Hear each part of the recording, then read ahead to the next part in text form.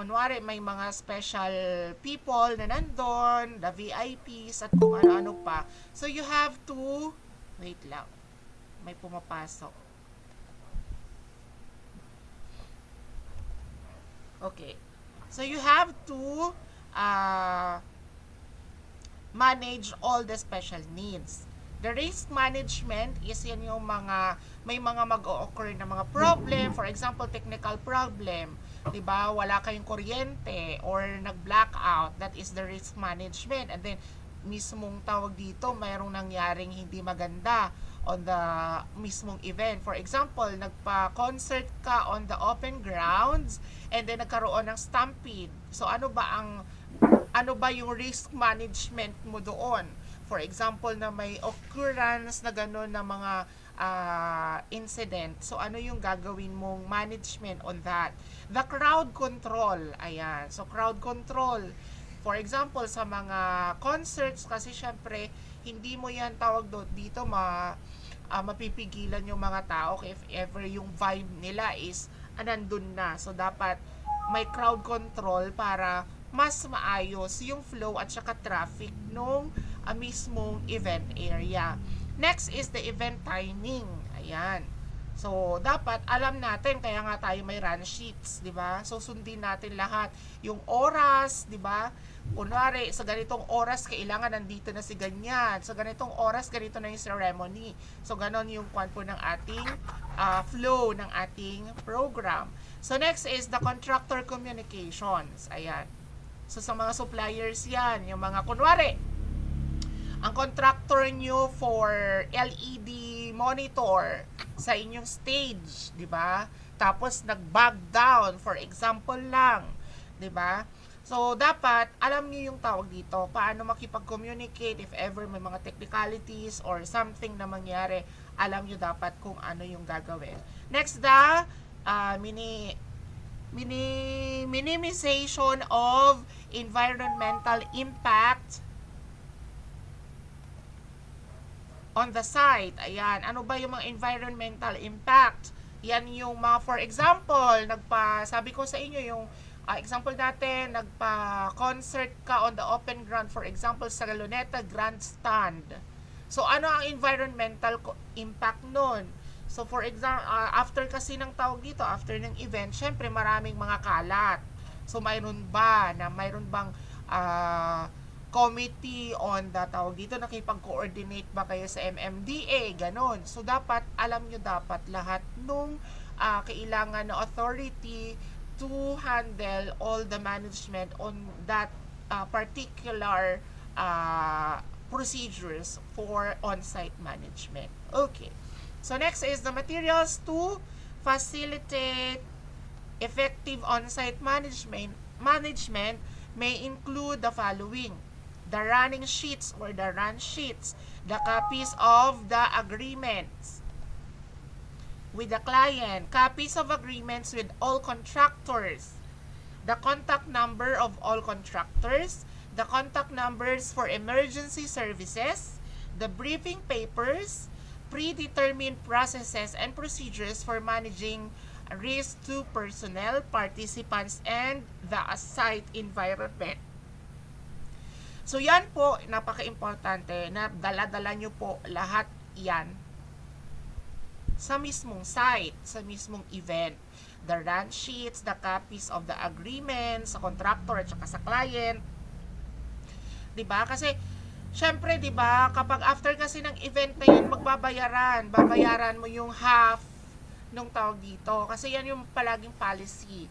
Half yung babayaran mo, and then after the event is babayaran mo yung kalahati. So, depende yun sa agreement between the contractors at saka sa iyo as a organizing or organizer, diba? At saka planner ng event.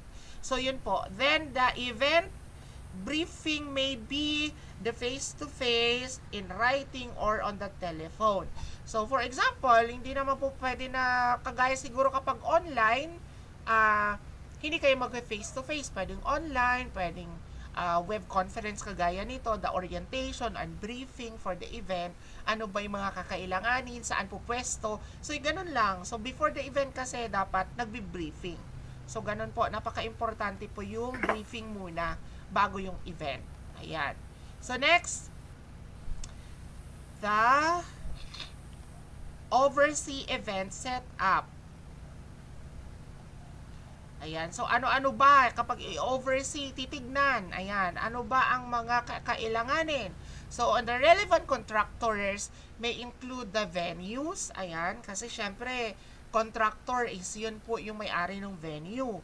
The speakers and the facilitators, the staging supplies such as the decoration ng stage, the decoration of the venue, ano pa ba? Suppliers ng staging, yung mismong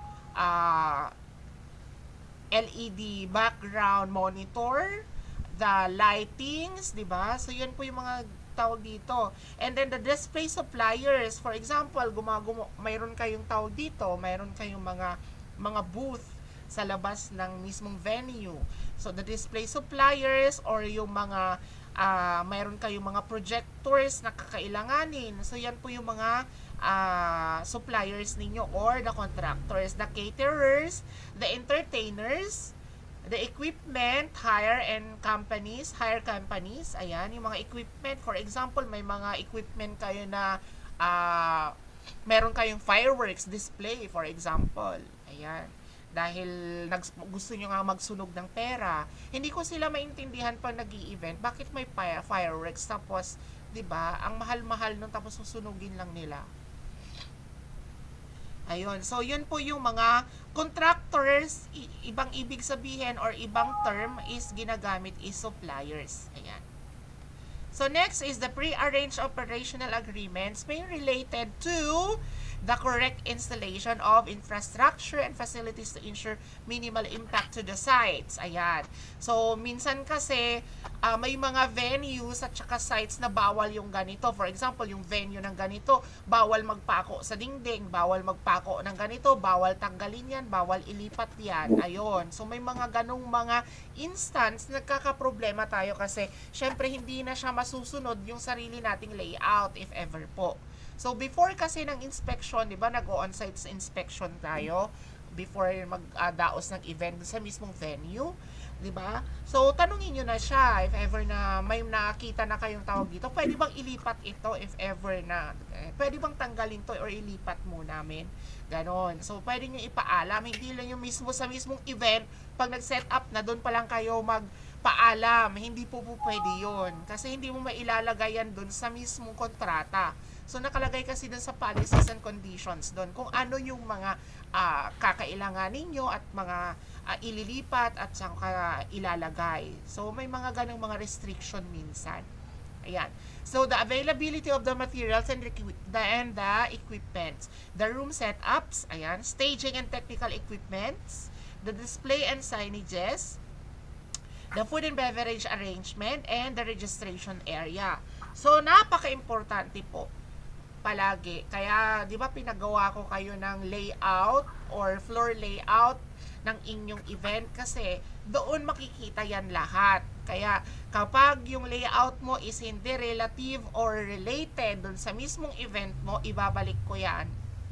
Malalaman at malalaman ko pa rin yan. Kasi, syempre, tatanungin kita kung iba-iba yung sagot mo at di mo alam, hindi ikaw yung gumawa ng iyong event. Okay, next is the deficiencies and discrepancies. May include the following. Ayan. So, the incorrect room